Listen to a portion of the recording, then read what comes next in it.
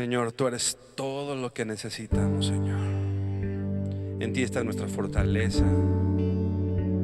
En ti está toda nuestra provisión, Señor. Si te tenemos a ti, no nos falta nada. Tú eres suficiente, Señor. Tú eres nuestro pastor. Y en ti, Señor, tenemos todas las cosas, Dios.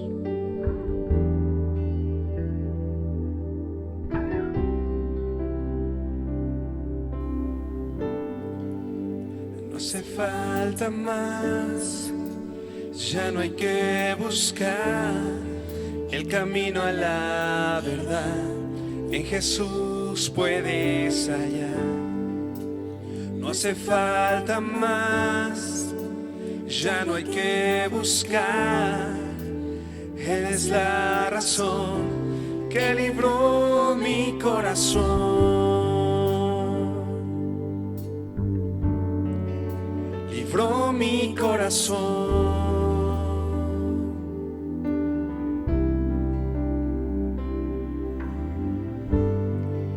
Jesús es suficiente para mí. No hace falta nada. Él está aquí. Me basta su gracia, nada más. Solo en Jesús hay libertad.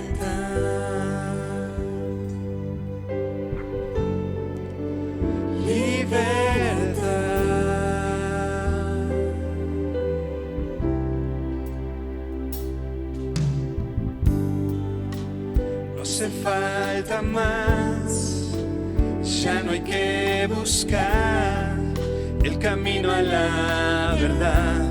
En Jesús puedes hallar. No hace falta más. Ya no hay que buscar. Eres la razón que libró mi corazón.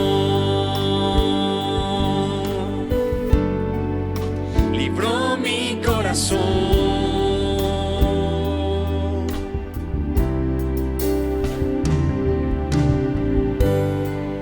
Jesús es suficiente para mí. No hace falta nada. Él está aquí. Me basta su gracia, nada más. Solo en Jesús hay libertad.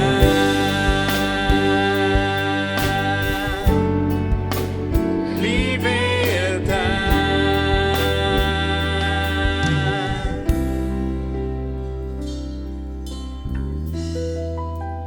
Aunque no merezco tu amor es sincero. Cuando todos se han ido, tú has sido mi amigo.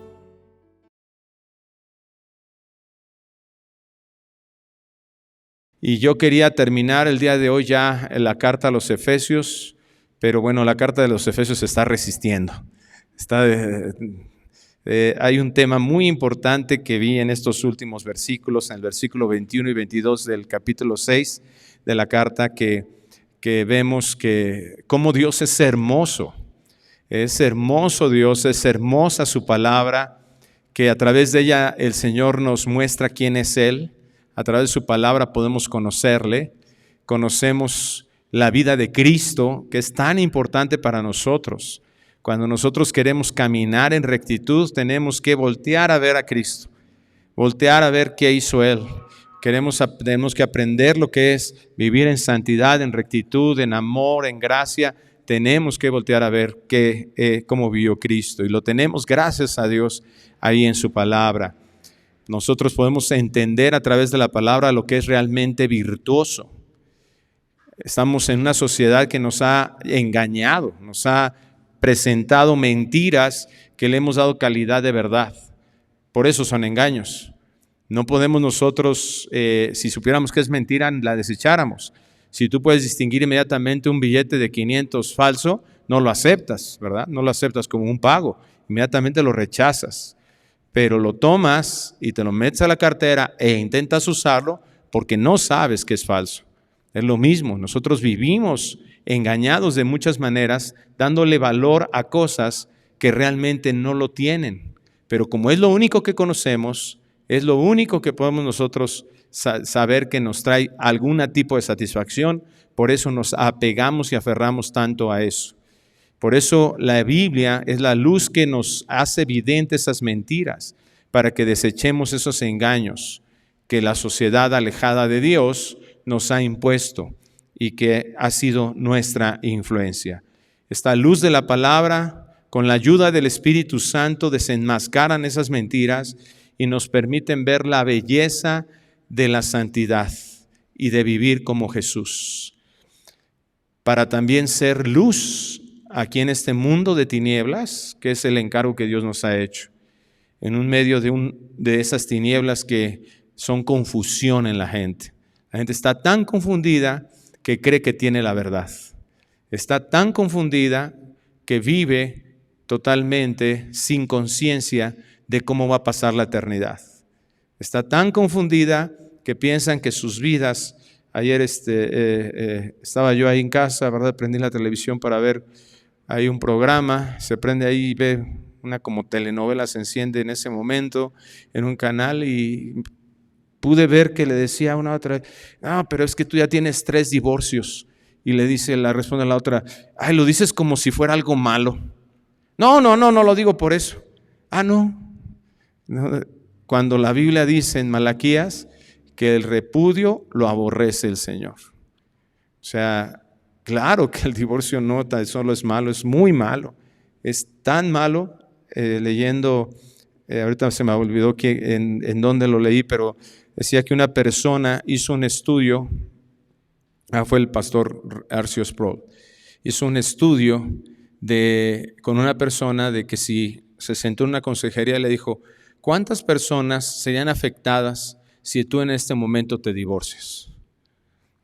Hicieron un conteo ahí simplemente de 32 personas que serían afectadas, entre hijos, hermanos, amigos, iglesia, familiares, etc. 32 personas que directamente serían afectadas por eso. Entonces, ¿te das cuenta? Este es el mundo en que vivimos. Esta es la sociedad que piensa de esta manera, que dice, 3 divorcios, no, pero no es malo, ¿no? Sin darnos cuenta de cuánta afectación tiene eso. Dios nos llama a vivir de acuerdo a lo que es importante para que se cumpla su propósito. Y el propósito por el cual Dios nos tiene aquí en la tierra y como iglesia tenemos que despertar a eso, es que lo conozcan a Él. La gran comisión no es para los misioneros. A veces tenemos esa idea que cuando el Señor dijo ir por todo el mundo y hacer, es un llamado especial para personas específicas. No, eso es un llamado para su iglesia. Ese ir no significa que tengas que terminar en África. Ese ir puede ser solamente cruzar la calle, ir a la tiendita de la esquina, ir con tu vecino y a veces es ese vecino que tanto te odia. Es cruzar ahí, ¿verdad? El pasillo del trabajo, el pasillo de la escuela, para hacer discípulos. No marca una distancia. Qué bueno que enviemos nosotros como Vida Nueva, como Iglesia de Neza, podamos hacer esta labor de en algún momento tener un misionero en algún otro país, en el otro lado del mundo. Gracias a Dios, eso va a bendecir a la iglesia profundamente. Pero no es lo único que implica Mateo 28. Dios nos está llamando a ser luz, a despertar a eso, a que seamos fructíferos. Nuestra vida aquí en la tierra tiene ese propósito. No es suficiente con pensar que tú le vas a dejar una herencia a tus hijos de una casa o de una cantidad de dinero o que ellos aprendan y una profesión o algo que se puedan dedicar para mantener sus hogares. Eso tiene un impacto terrenal. Pero nos hemos olvidado del impacto eterno al cual Dios nos ha llamado a ser una influencia en esta tierra y ser usados por Dios. Dios nos llama a vivir de acuerdo a lo que es importante para que su propósito se cumpla, que otros le conozcan a Él. Por lo que hoy entenderemos, de acuerdo a su palabra, por qué los cristianos debemos vivir rindiendo cuentas. Rindiendo cuentas. Hay personas en la iglesia que han sido engañadas en lo que es la sujeción en el liderazgo, que han sido engañadas, han sido defraudadas, y entonces ahora lo que están haciendo es tener una distancia en la iglesia. Y esa distancia está ligada completamente también, lo vamos a ver un momento más, a el orgullo de nuestro corazón. Vamos a Efesios capítulo 6, versículo 21. Efesios 6, 21 dice así: para que también vosotros sepáis mis asuntos y lo que hago. Todo os lo hará saber Tíquico, hermano amado y fiel ministro en el Señor, el cual envía a vosotros para esto mismo, para que sepáis lo tocante a nosotros y que consuele vuestros corazones. Cierre sus ojos, por favor. Padre, gracias por tu palabra. Gracias porque tenemos el ejemplo de hombres santos, redimidos, falibles, pero que tú dejaste ahí para que nos diéramos cuenta que vivir conforme a tu palabra, conforme a los preceptos, conforme al ejemplo de Cristo, traerá un fruto abundante en la vida de otros, una bendición, servirá de edificación para otros. Permite que el día de hoy no tan solo seamos oidores, sino escuchemos tu palabra para ser hacedores de ella, con un corazón, Señor, anhelante de que tú te agrades de nosotros. Bendecimos tu palabra, pedimos que abras nuestro oído, capacites nuestro entendimiento, que nos des un corazón receptivo, un corazón de carne, y que nuestra vida pueda reflejar que somos hijos tuyos, discípulos tuyos. Te lo pedimos en el nombre precioso de Cristo Jesús. Y toda la iglesia decimos, amén. Un hijo de Dios debe de desarrollar en su vida un corazón de siervo. Y una de las áreas importantes para que sea desarrollado realmente, genuinamente, un corazón de siervo, debe ser, como lo vimos y lo acabamos de leer, alguien que sabe rendir cuentas a sus hermanos. Traemos una contaminación religiosa, es decir, en nuestra sociedad hemos podido adquirir, no necesitamos haber pertenecido a la religión tradicional de nuestro país, porque eso es todavía más enfático, es decir, todavía es con más fuerza en algunos, pero eso ha contaminado la mentalidad desde la parte social, es decir, en todos nosotros, en cómo podemos ver de cómo se ha distorsionado la forma de mirar o de valorar a una autoridad, en muchos sentidos. No tan solo en la parte religiosa, sino aún en la parte civil. Mi esposa vio una película que habla acerca de la policía y cuando la terminó de ver me dice, voy a mirar desde hoy de forma diferente a los policías. Es impresionante el nivel de corrupción que existe en nuestro país y de cómo hacen que a esos agentes de policía no tengan ninguna otra opción más que ser corruptos.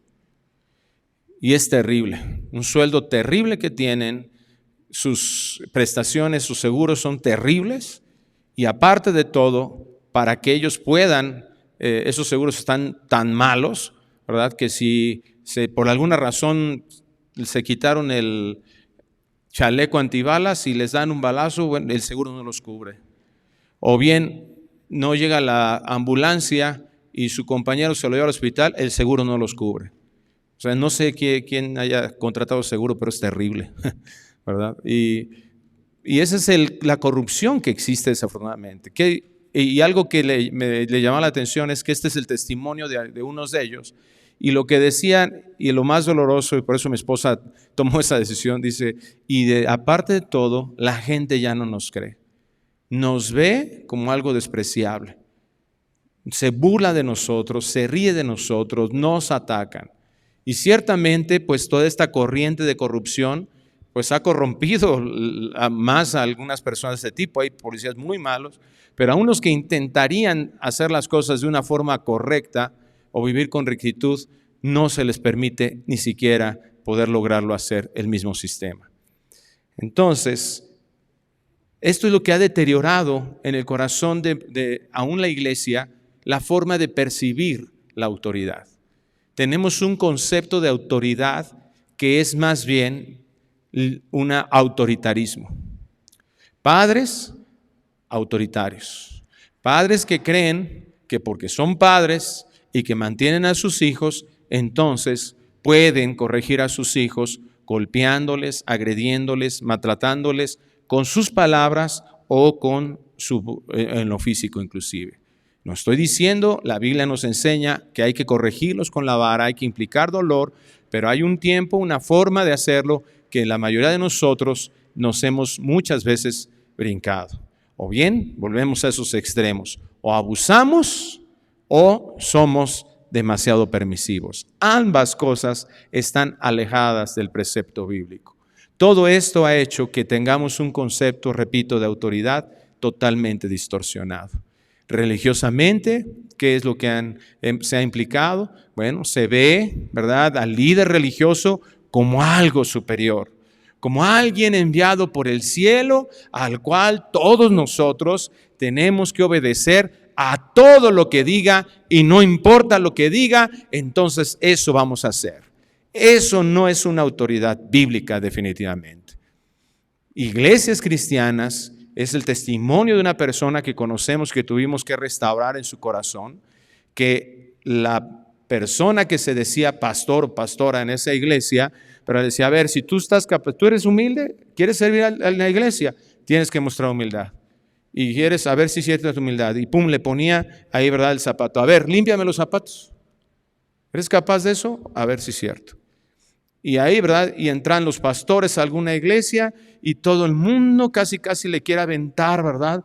Quiere ir a cortar palmas a la calle y aventárselas al piso o quitarse el saco, ¿verdad?, para que pase el pastor. ¿Cómo me molesta, se los digo personalmente, que haya personas dentro de la iglesia que a veces te dicen, pastor, te ayudo a cargar tu portafolio?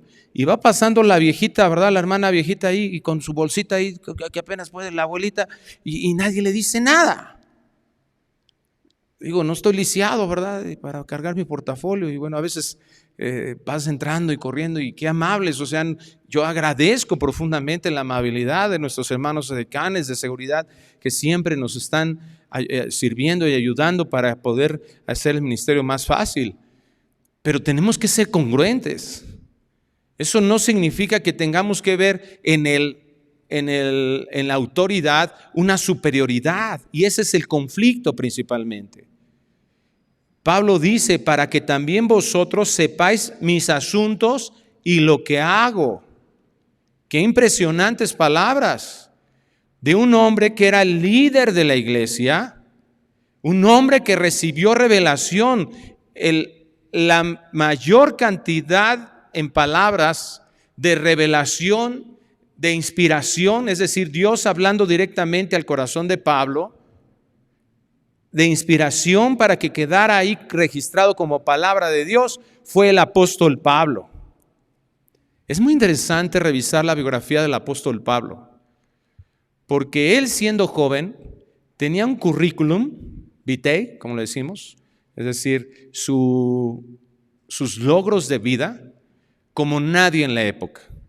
Los estudiosos de la vida de Pablo dicen que era alguien prominente, era un ejemplo. O sea, quien veía a Pablo a los 20, 25 años de edad, todo el mundo hubiera querido haber logrado eso. No sé cuál sea tu parámetro, tu entorno, pero en el ámbito escolar, ¿verdad?, hemos catalogado, por ejemplo, una profesión en universidades como Harvard, Oxford, cosas por el estilo, ¿verdad? Estudiar, los que estudian música, por ejemplo, ¿verdad? Estudiar en Massachusetts, por ejemplo, en Boston, son muy reconocidas universidades de arte, ¿verdad? La Universidad de la Borbona en París, en fin, bueno, pues haz de cuenta que Pablo hubiera estudiado en cualquiera de esas. En Filipenses capítulo 3, versículo 3, Pablo expone una parte de su currículum.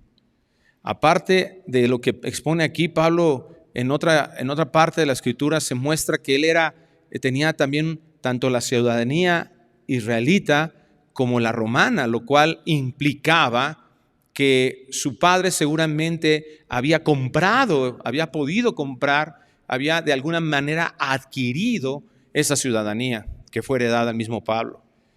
Dice Filipenses 3:3, porque nosotros somos la circuncisión, los que en espíritu servimos a Dios y nos gloriamos en Cristo Jesús, no teniendo confianza en la carne. Aunque yo tengo también de qué confiar en la carne. Si alguno piensa que tiene de qué confiar en la carne, yo más. Es decir, Pablo no está hablando como diciendo, está explicando y diciendo, mira, yo podría decir esto siendo pues un peón, ¿no? Siendo alguien un esclavo. Pero él expone el contraste que existe entre poner la confianza en la carne o poniendo la confianza en la obra de Cristo Jesús o en quién es Cristo Jesús. Y para que quede claro esto, para que quede claro esa diferencia, para que no se viera como que él está exponiendo, como pudieran decir, bueno, pues ¿tú qué, Pablo? Pues, siendo esclavo, pues sí puedes decir eso. No. Pablo voltea y dice, no es para gloriarme, pero dice, yo también tengo que confiar en algo en la carne. Si alguno piensa de qué tiene de confiar en la carne, dice yo más. Versículo 5 de Filipenses 3. Ahí viene el currículum. Circuncidado al 8º día, del linaje de Israel, de la tribu de Benjamín. Es como decir ahí, yo conozco bien mi ascendencia. El registro de ascendencia que tengo está perfectamente establecido. No hay duda. Hebreo de hebreos. En cuanto a la ley, fariseo. Esto significa que él tuvo que ser estudiado en toda la ley. Él la conocía a la perfección. Se piensa que Pablo, que nació en Tarso, de muy joven, muy probablemente todavía de adolescente, viajó a Jerusalén y estuvo un tiempo en Jerusalén para estar estudiando a los pies de los mejores maestros fariseos de la época. En cuanto a celo, perseguidor de la iglesia. En cuanto a la justicia que es en la ley, irreprensible. O sea, no había nadie que me podía decir, tú, Pablo, no estás cumpliendo esto de la ley. Él reconoce en Romanos capítulo 7 que ese orgullo que tenía era igual de pecaminoso. Y la ley, ¿verdad? Ahora que nació de nuevo, le fue evidente cómo a pesar de ese cumplimiento de la ley, ¿verdad? Había pecado en él. Pero si nosotros hacemos este análisis histórico, Pablo lo tenía todo. Tenía dinero, tenía educación, tenía prestigio, tenía todo lo que cualquier joven podría desear en esa época. Y mira lo que dice en el versículo 7. Pero cuántas cosas eran para mí ganancia, las he estimado como pérdida por amor de Cristo. Cuando nosotros llegamos a los pies del Señor y podemos comprender, hemos sido receptores y empezamos a comprender lo que la gracia es. Lo bueno terrenal, nos damos cuenta que no es lo más importante.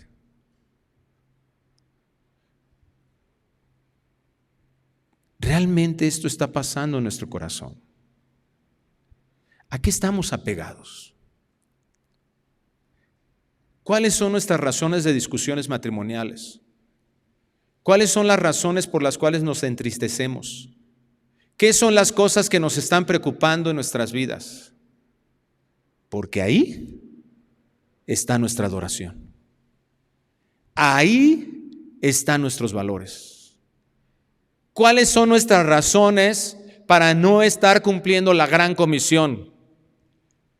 Ahí está nuestro tesoro. Cuando respondamos con honestidad esas preguntas, ahí está nuestra ganancia. Ahí está el objeto de nuestra adoración. Y nos hemos olvidado de la gracia que recibimos. Es por eso, esa es la raíz real en nuestro corazón por el cual vivimos tan aislados. Mira, tú me puedes decir, es que tú no sabes lo que yo viví con mi papá. Y yo no quiero exponerme a un sufrimiento semejante a la traición o al dolor que he recibido a lo largo de mi vida. Tú no sabes lo que me hizo ese maestro. Tú no sabes lo que me hizo ese maestro de escuela dominical, ese sacerdote en quien yo confié. Tú no sabes lo que me hizo alguien que representó autoridad en mi vida. Mira, yo no lo sé, tienes toda la razón. Y yo no estoy aquí para colocarme en una posición de que yo soy mejor que tú y condenatoria. No, al contrario. Es que abramos nuestros ojos y nos demos cuenta de la gracia de Dios en la obra de Cristo Jesús. Porque dice su palabra que el castigo de nuestra paz fue sobre de Él. Es decir, Él ya pagó para que nosotros tengamos paz y por su llaga somos curados. Estoy completa y absolutamente seguro y te puedo garantizar que si confiamos en la obra de Cristo Jesús, el poder sanador del Señor se manifiesta en nuestras vidas. Si nosotros somos capaces de caminar en lo que Dios nos ha encargado y perdonar a aquellos que nos han lastimado, nos han dañado, que nos hicieron cambiar y que nos distorsionaron el concepto de autoridad, Dios en su bondad tiene el poder para sanar todas esas cosas. No podemos ninguno de nosotros tener un pretexto delante de Dios porque ¿de qué podemos enorgullecernos o qué podemos decir que nos lastimó tanto que no pueda cambiar el Señor o que no pueda reparar el Señor?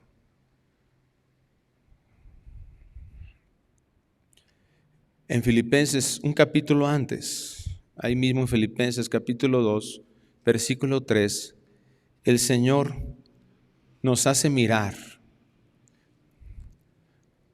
su vida aquí en la tierra. Hay una instrucción de Dios y Él nos dice cómo llegamos a esta instrucción, cómo podemos hacer la realidad en nuestras vidas. Dice Filipenses 2:3, nada hagáis por contienda o por vanagloria, antes bien, con humildad, estimando cada uno a los demás como superiores a él mismo. ¿Recuerdas que leímos ahorita en Efesios 6? Dice Pablo, para que también vosotros sepáis mis asuntos y lo que hago. ¿Sabes por qué tenía interés Pablo en que la iglesia conociera sus asuntos y lo que hace? Porque él pudo mirarlos como superiores a él. Por eso fuimos a su currículum. Para que te dieras cuenta que todo lo que Pablo podría haberse colocado en superioridad, él renunció a todo eso a la luz de la gracia. Él no dijo, yo no soy nada, yo no puedo pensar, todo esto no tiene nada que ver. He recibido la gracia y eso es lo más importante. Pero si yo no veo a los demás como superiores, entonces me estoy viendo a mí como superior. Y entonces dice aquí, antes bien con humildad, lo cual significa que no hay humildad. Que hay argumentos en mi mente que me están haciendo ver que yo soy superior a los demás. O cuando menos los estoy viendo como iguales. Y entonces nunca voy a ser humilde viendo, no dice que sean superiores, sino que yo los tengo que mirar como superiores. Ahora esto no es extraño. Cristo lo hizo.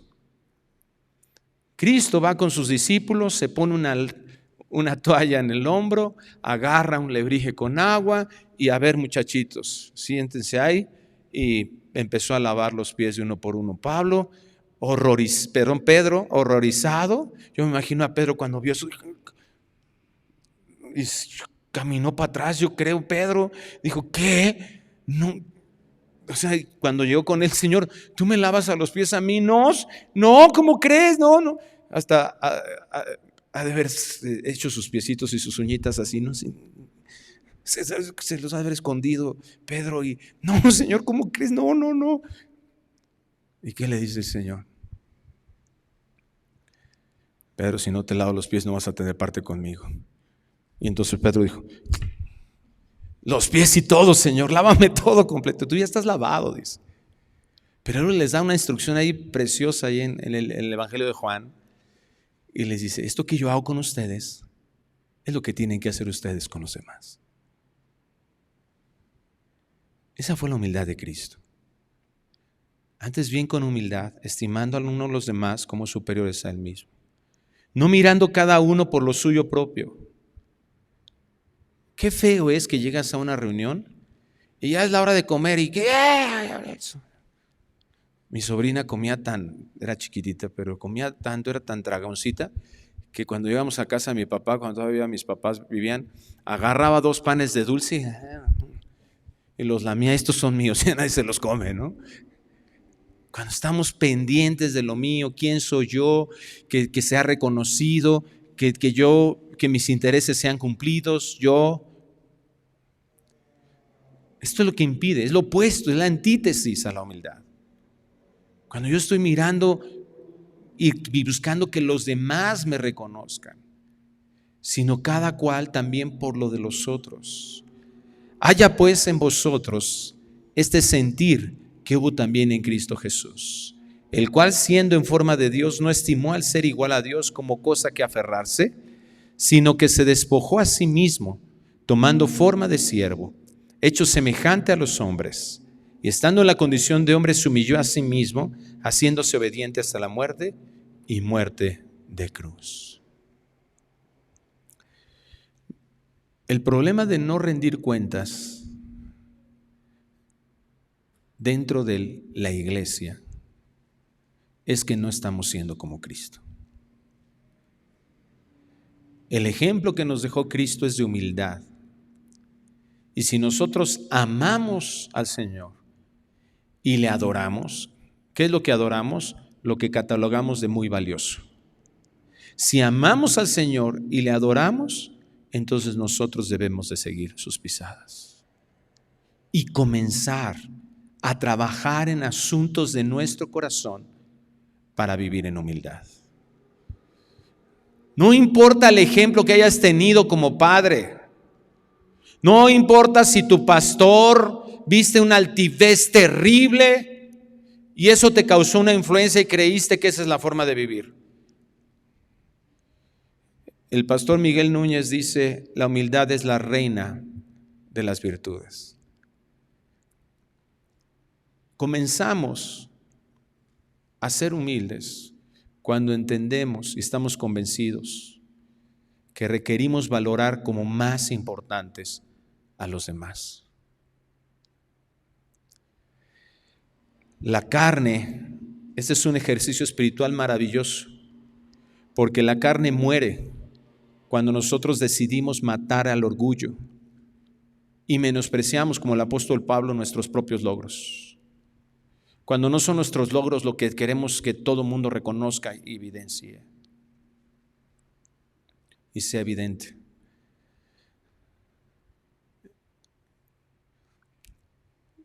Una persona que tenía muchos títulos, tenía un cuarto especial para colocar una pared con todos sus títulos. Y él mismo le decía, este es el altar del ego. No es que quieras, es que la carne así es. La carne es orgullosa. Tenemos que aprender a menospreciar nuestros logros. No estoy diciendo que no sean importantes. Pablo fue utilizado por todo eso que vivió Pablo fue utilizado para presentarnos el Evangelio y explicarnos el Evangelio de una forma maravillosa. Todo lo que él conoció, pero entendió que el origen de eso no era él mismo.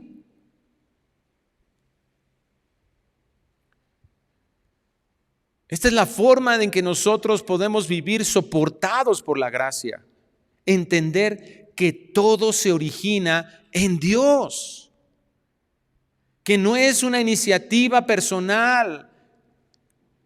Que no es que yo sea un gran perdonador. Mira, si yo no fuese perdonado, hubiera sido perdonado, entonces yo no podría perdonar jamás a nadie. Todo se origina en el Señor. Yo no puedo amar a alguien realmente si antes yo no me sé amado. Es lo que enseña 1 Juan 4. Y por otro lado, si yo he recibido ese amor, la evidencia que he recibido y he entendido ese amor es que voy a amar a los demás de la misma forma en que fui amado. Esa es la forma de nosotros estar soportados por la gracia. Saber que todo se origina en Dios y no en mí. Y entonces no me va a costar ningún trabajo mirar a los demás como superiores. Porque ¿qué merezco? ¿Qué puedo decir? ¿Qué puedo exigir que merezco cuando sé que lo que he recibido ha sido por misericordia de Dios y la salvación y la reconciliación solo por la gracia de Dios? Eso fue lo que entendió Pablo. Eso fue lo que hizo Pablo, la decisión que tomó Pablo de mirar a sus logros, de llegar a mirar sus logros y sus objetivos y todo lo que había alcanzado y poner como más importante realmente a Dios en su vida, y que al mismo tiempo eso hacía que viera a sus hermanos, a su familia espiritual como más importantes que él, y poder escribir para que también vosotros sepáis mis asuntos y lo que hago. Aquí viene la decisión que cada uno de nosotros tenemos que tomar. Es importante que ejerzamos la voluntad. ¿Qué vamos a decidir? ¿Seguir el ejemplo de Cristo y de Pablo estando en una verdadera sujeción? ¿O seguir nuestras vidas a nuestra manera? Lo que nos está presentando la Escritura ahora es que el diseño de Dios es que vivamos en una comunidad,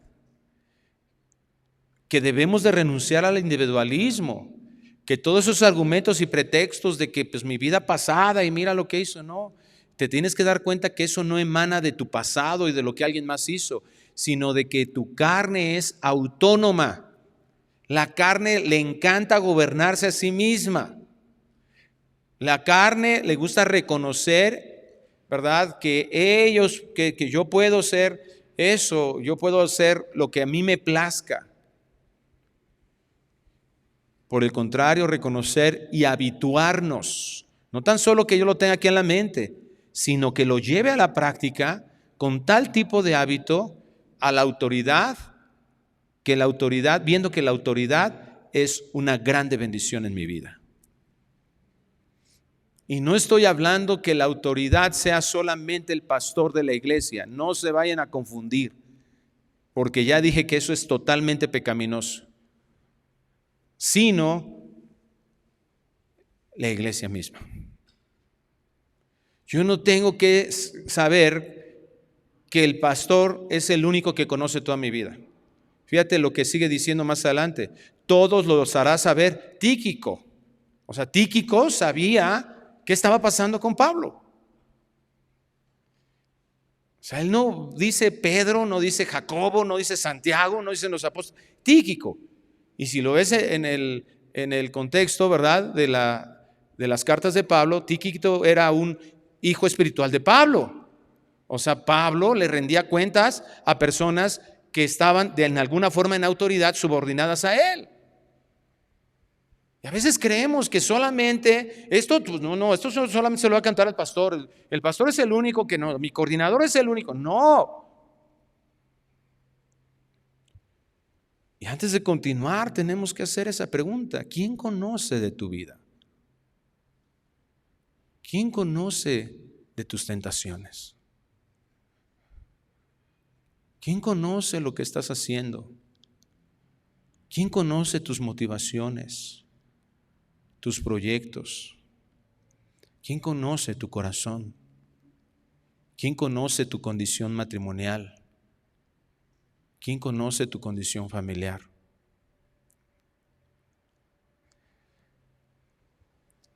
Ese pensamiento de, no, pues es que yo así soy. Soy medio osco, yo soy medio, no se me da las... Ese pensamiento es lo que algunos le llaman la personalidad fija. Tenemos que reconocer que esas frases están manifestando orgullo. Así soy yo, así soy yo. Ah, bueno, así soy yo y así me gobierno yo. Soberbia. Yo no necesito de nadie. Altivez. Nadie me diga lo que tengo que hacer. No es el propósito de Dios para sus hijos. Dios nos ama tanto, escucha esto, Dios nos ama tanto que por eso nos transforma.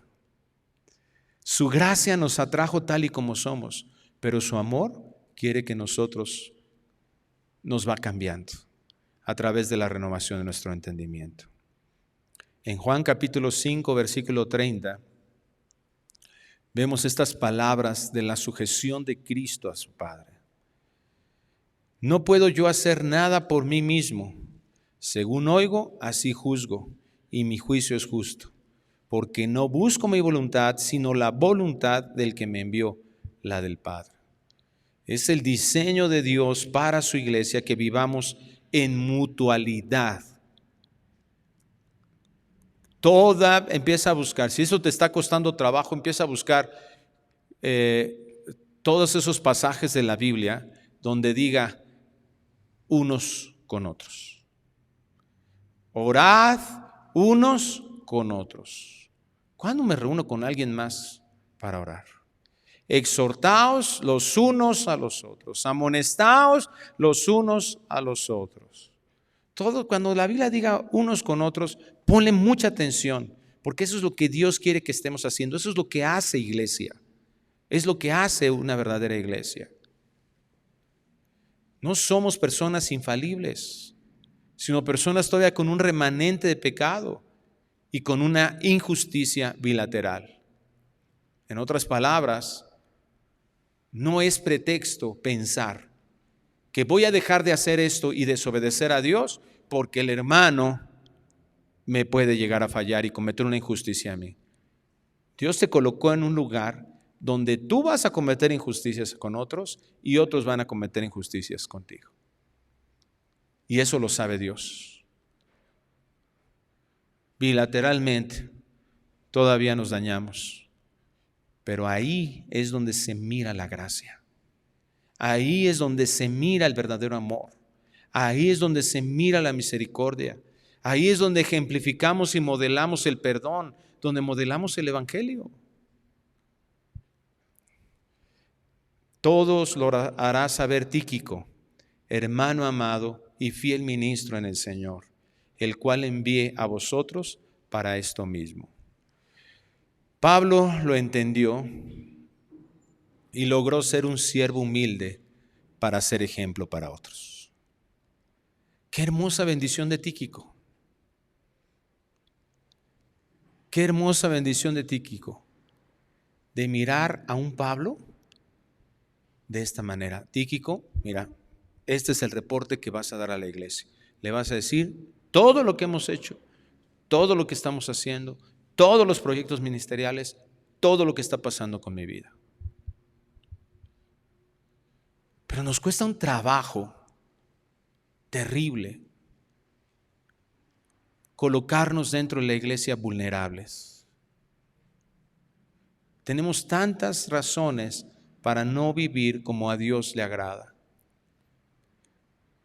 Tal vez tú no tuviste el ejemplo de un Pablo en tu vida.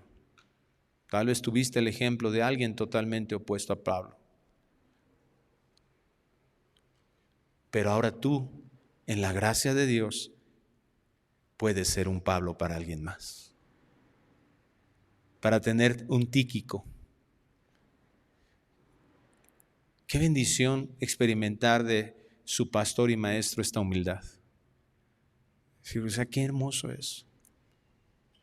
Hay muchas experiencias que Dios me ha concedido mirar en personas que tú pudieras esperar altivez, superioridad, actitudes, y que son tan dadivosas, tan generosas.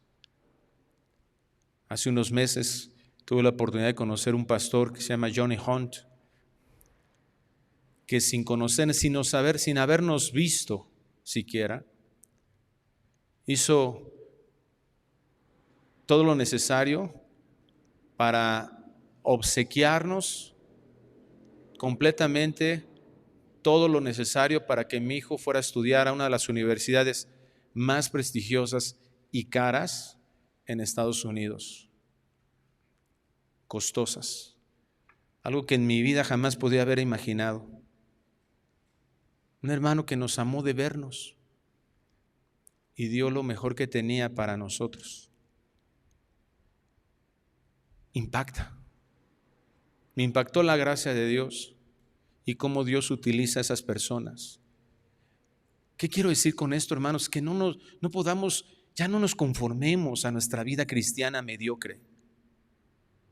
Ya no estemos ahí, ¿verdad? Solamente, ¿sabes qué? No. En Juan 13:15 Jesús dijo, porque ejemplo os he dado para que como yo os he hecho, vosotros también hagáis. Las palabras a tus hijos de vivir en humildad, de vivir el evangelio, pueden convencerlos. Pero dice una frase anónima, las palabras convencen, pero el ejemplo arrastra. Las acciones que nosotros tengamos de humildad, aún teniendo autoridad, eso impacta el corazón para que ellos realmente hagan y vivan lo mismo. Porque ellos van a vivir la satisfacción que nosotros vivimos en estar en comunión con Dios y tener ese tipo de acciones. Pero cuando se ve el resultado dentro de la iglesia, cuando se ve el resultado en el matrimonio, cuando se ve el resultado en la familia, cuando vemos que otras personas nos empiezan a mirar y empiezan a decir, oye, ¿qué onda? Ese cuate, sí, de verdad, que es diferente. Sí, de verdad, que es otra cosa. Vemos el resultado, entonces eso se antoja. Pero nuestra sociedad que está viviendo en una altivez donde se exaltan los talentos, la gente talentosa, y eso se ha metido a la iglesia de una forma terrible. Ahora, ¿verdad? Servidores de la iglesia que tienen mucho talento y cometen pecados, no se les exhorta igual que otros hermanos, porque no, pues es que no, imagínate, lo tenemos que correr de la iglesia. ¿Y qué vamos a hacer? ¿Y quién va a transmitir? ¿Y quién va a hacer el audio? ¿Y quién va a tocar? ¿Y quién va a predicar? Como si la obra fuera nuestra. Una dependencia de nuestros talentos, una dependencia de nosotros mismos para hacer la obra de Dios. Y eso no es la forma en que Dios quiere que hagamos su obra. Dice, orad para que Dios envíe obreros a la mies. No depende de nosotros, no depende de nuestros talentos. No estamos aquí porque nosotros seamos picudos, seamos los mejores, hagamos las cosas bien. Estamos aquí por gracia de Dios. Servimos a Dios por gracia, porque a Él le plació hacerlo. Estaba escuchando una predicación hace rato, un estudio de la Trinidad, y comentaba cómo vamos a enviar esas coronas a los pies de Cristo. En 1 Corintios 3 y 2 Corintios 5 nos habla de que nosotros ya no vamos a ser juzgados para castigo eterno de nuestro pecado, sino vamos a ser juzgados por nuestras acciones aquí en la tierra. Y vamos a recibir coronas, dice la Escritura, joyas. Y vamos a tirar esas coronas a los pies de Cristo porque vamos a decirle, Señor, no fue nuestro mérito, fuiste tú. Qué hermoso es reconocer eso, darnos cuenta de eso. Desde ahorita podemos tirar nuestras coronas a los pies de Cristo. Dios nos está llamando para ser una autoridad que impacte el corazón. Una autoridad humilde, bondadosa, como la de nuestro amado Maestro. Y el resultado, dice Pablo, para que sepáis lo tocante a nosotros y que consuele vuestros corazones. La humildad es la base para predicar un evangelio fructífero y ser edificación para la iglesia. La humildad y la mansedumbre es una virtud que debe de acompañar siempre la predicación de un hijo de Dios. El mundo es cínicamente soberbio y nos ha contaminado profundamente. Por eso requerimos distinguir todos esos engaños que se han desenmascarado las mentiras y colocar estos conceptos bíblicos en nuestra mente como lo más valioso, para que vivamos como hijos de un Dios que es verdadero y que se muestra a este mundo a través de sus hijos, a través de su iglesia. Decidamos ser humildes y mirar cómo Dios usará nuestras vidas para traer a muchos otros a su camino, a ser salvos. Tal vez es ese ingrediente que le está faltando a tu predicación del evangelio en tu casa. Tal vez es ese ingrediente que le está haciendo falta al evangelio para que tus vecinos se conviertan, para que esta iglesia crezca. Tomemos la firme decisión de seguir las pisadas de Cristo y vivamos rindiendo cuentas. Que otros sepan realmente qué está pasando con nuestras vidas. Padre, gracias por tu palabra y ayúdanos para decidir vivirla. Que esos miedos o a lo que hemos llamado pena o vergüenza de que otros sepan de nosotros es más bien orgullo que no nos ha hecho vernos vulnerables. ¿Qué importa que otros nos puedan lastimar si tú estás con nosotros? Si tú te agradas de nuestras vidas, si tú eres nuestra torre fuerte, nuestra roca, nuestro refugio, no temeremos lo que nos pueda hacer el hombre. Ayúdanos a confiar en ti, que eres un Dios vivo, verdadero, real, y que en eso esté, Señor, nuestra confianza. Que decidamos, Señor, que decidamos rendir cuentas. Que otros hermanos sepan qué está pasando en nuestras vidas. Quita todo chisme de nuestra boca, toda murmuración de nuestra boca. Que seamos respetuosos cuando alguien venga y abra su corazón a nosotros, y que siempre esté en nuestra lengua listo una palabra que venga de ti para alentar, para consolar, para exhortar, para animar. Ayúdanos a ser una iglesia de la cual tú te agrades, hijos e hijas de los cuales tú te agrades. Te lo pedimos en el nombre precioso de Cristo Jesús. Amén.